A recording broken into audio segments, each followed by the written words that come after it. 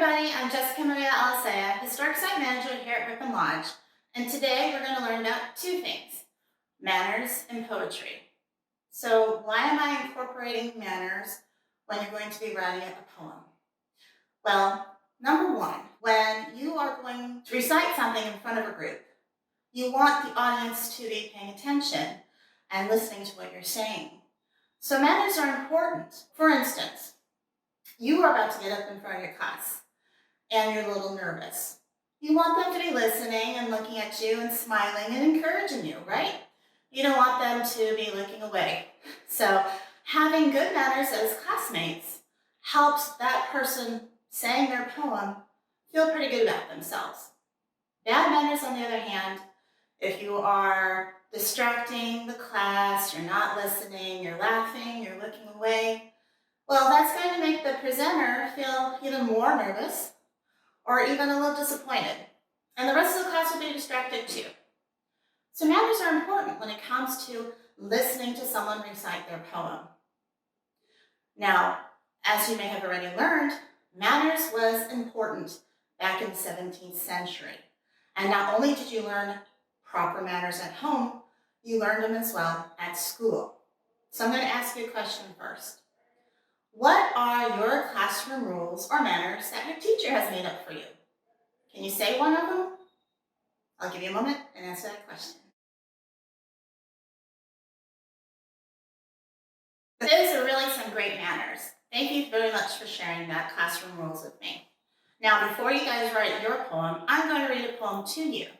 And it was written by Phyllis Wheatley. She was the first African-American poet to have her collection of poems published. They were published in London in 1773. Now, a little background about Phyllis Wheatley. She was actually born in West Africa, and she was brought to the United States as a slave at the age of 7. She fortunately did receive some education, and by the age of 14, she was already writing poetry.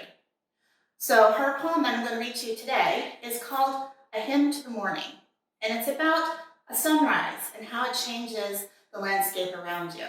So remember your manners and please listen. Attend my lays, ye ever-honored nine. Assist my labors and my strains refine. In smoothest numbers pour the notes along, for bright Aurora now demands my song. Aurora hail and all the thousand dyes, which deck thy progress through vaulted skies. The morn awakes, and wide extends her rays. Over every leaf the gentle zephyr plays.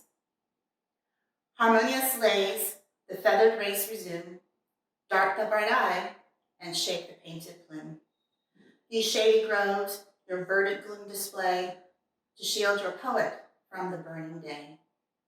Calliope awake the sacred lyre, while thy fair sisters fan the pleasing fire, the bowers, the gales, the variegated skies, and all their pleasures in my bosom rise.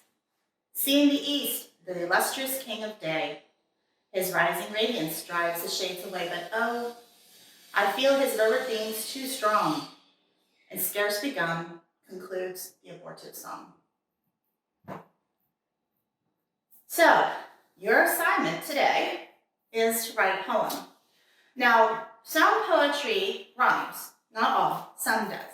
And so you're going to choose a topic, and I'm going to show you a list, and then you're going to write 3 or 4 sentences that have a rhyme to them.